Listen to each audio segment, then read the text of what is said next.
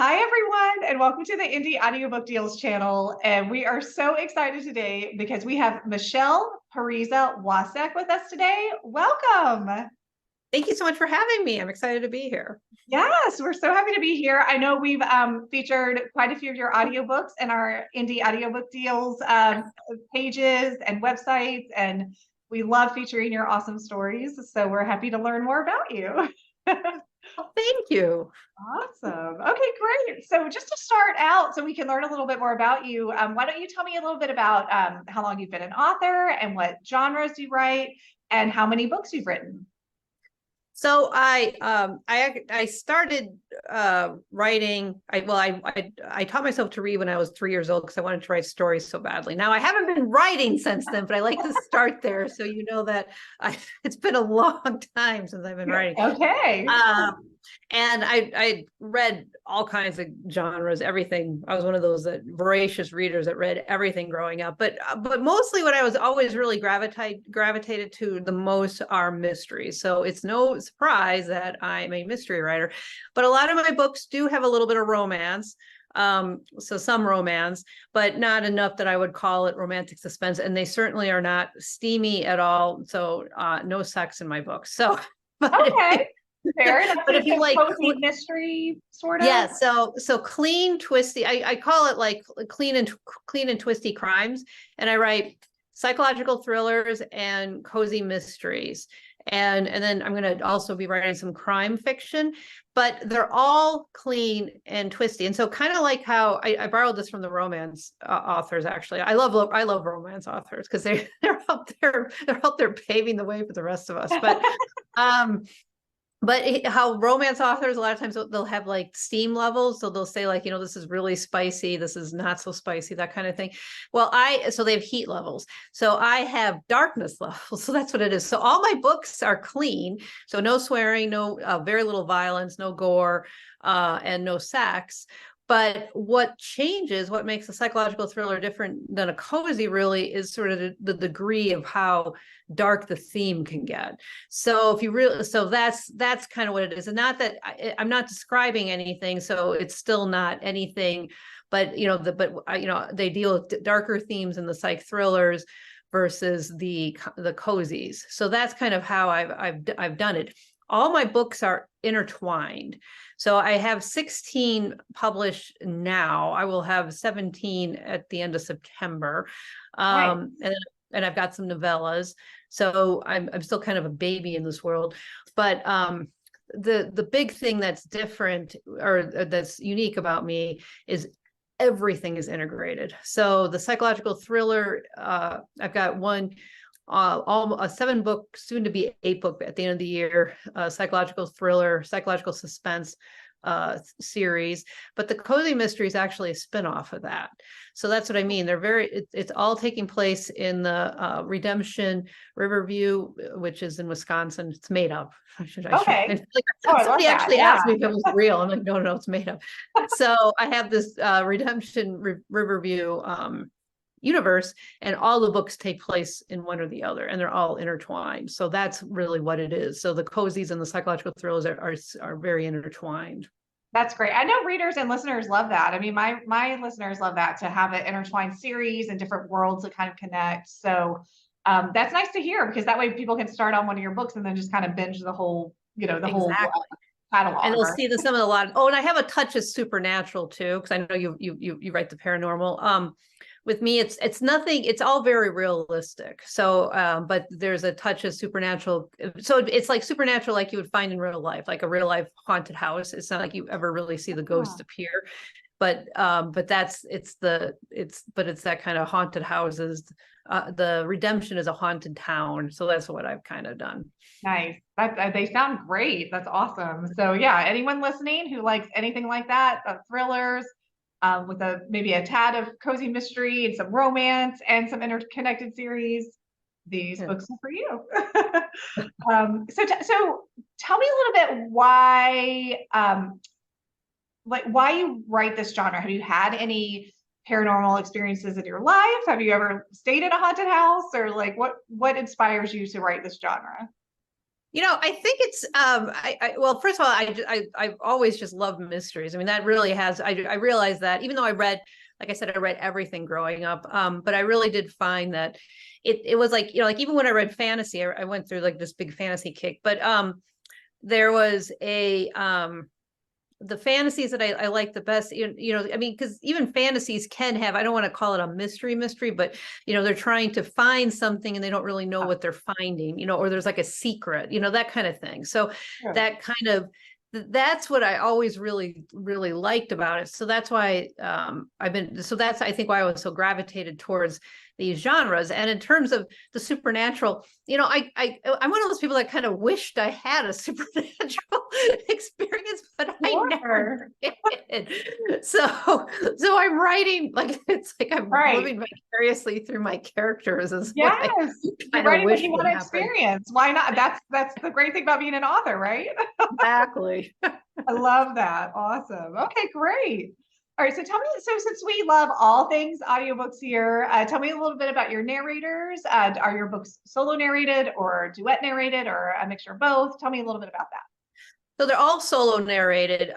They're all my books are first person, just from the female, which doesn't mean that might not change, but for right now, that's all I have.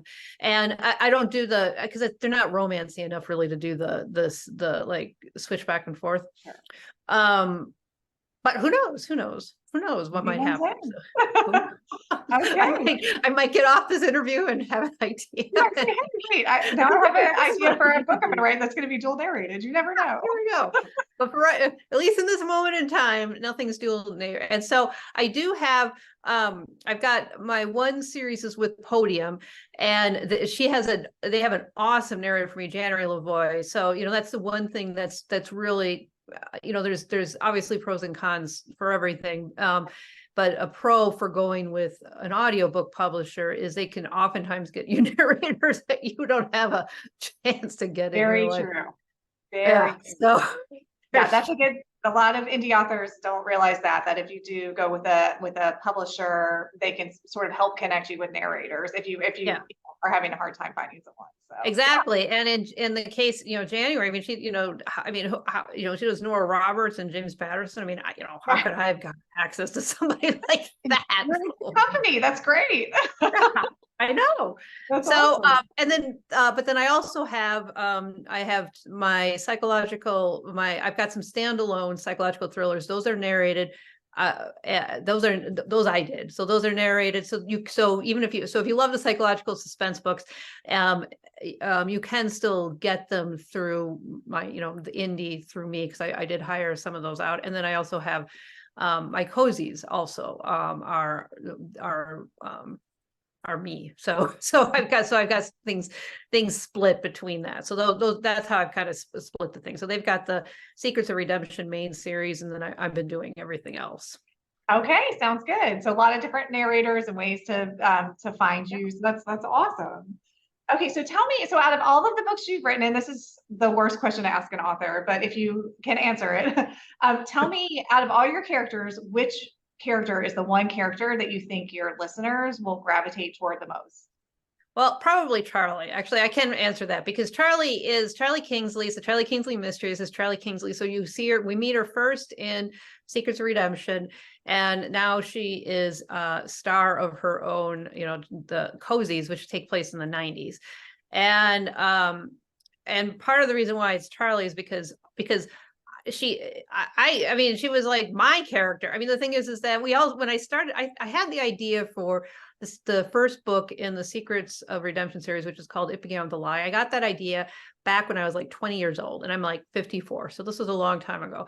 And it was just kicking around in my head. And at that point, she was always the dead aunt, because when that book starts, Becca is the main character in that, and she has inherited her house from her dead aunt, which is Charlie. And I remember, this is not paranormal. Right. But Charlie talks to her through her dreams in that first series. I'm not saying anything, and there's no spoilers. You find that out pretty fast. Okay. So Charlie is, and so the thing is, we started off with, she didn't have a name. Then we started off, I gave her the wrong name and she let me hear about it. And then we finally got that straightened out. And the thing is as I wrote the first 3 books in that series, I started to realize, then I had to go back and, Charlie had a much richer history and she just kept bothering me. So then I had to go back and write her origin story, how she got to redemption. And then from there, and then I thought I was done. I really did think I was done. And no, I wasn't done. So Charlie came back and said that we are writing this cozy mystery. And I never in a million years thought I'd write a cozy. So and when I was writing the first one, which is A Grave Error, it's a prequel. And I was writing that as part of I was in an anthology and I'm writing this, and the woman who had asked me, she actually was more crime fiction. And so I'm writing this and I'm in the middle of it. I said to her, I think I'm writing a cozy. And she said, is there cats in it? Is there baking? Is there tea? Is it small town? And then she went, LOL. And I went, oh God. You're like, what happened? How did this go wrong? I'm sure, when your characters talk to you, you have to write what is, what they're saying. Right? Exactly what it is. So we ended up writing a cozy. So I started with The Grave Error, and then I always wanted to write a Christmas mystery, and that went into The Murder Before Christmas. And then from there we were off and running. So now I'm on, I'll have book 7 out for Thanksgiving, just in time for Thanksgiving, A Cornucopia of Murder, which of course is a Thanksgiving murder mystery. Awesome. Okay, that's great. Nice. Okay, good. It's nice to hear how it evolves, right? Because people love hearing about the process that authors go through. So that's great. Very good. All right. So tell me, so if someone is watching this and they are new to you and they're like, okay, these books sound great, I am ready to listen, what is the one book that you would recommend that they start with? So I guess if they want to do the cozies, then either starting with A Grave Error, although that one's pretty short, or The Murder Before Christmas. I think that, because that kind of starts the cozies. And then where can we find you? Do you have a website? Are you on social media? Tell us the best places to find you. Oh yeah, so mpwnovels.com. And also all of my books that I did, you can get on all the, you can get it all the places. So the libraries, the, Apple, Google, Chirp, I can't remember them all, Kobo, Barnes and Noble. So they're available. Kobo Plus. Are you in Kobo Plus? Oh, yes, Kobo Plus as well. Yes. So all the books are also in Kobo Plus. So yes. Nice. Okay, great. And then tell me your website one more time so that we. Yes, mpwnovels.com. Okay, great. Well, all right. So everyone watching this, if you are ready to get started on some good cozy mysteries and psychological thrillers and all of these things, make sure you check out Michelle's website and find her on social media. And thank you so much for joining us and for doing the interview. And you've definitely added some books to my TBR, so I'm ready. I'm excited to listen. So thanks. Well, thank you. Yeah, thanks for joining us.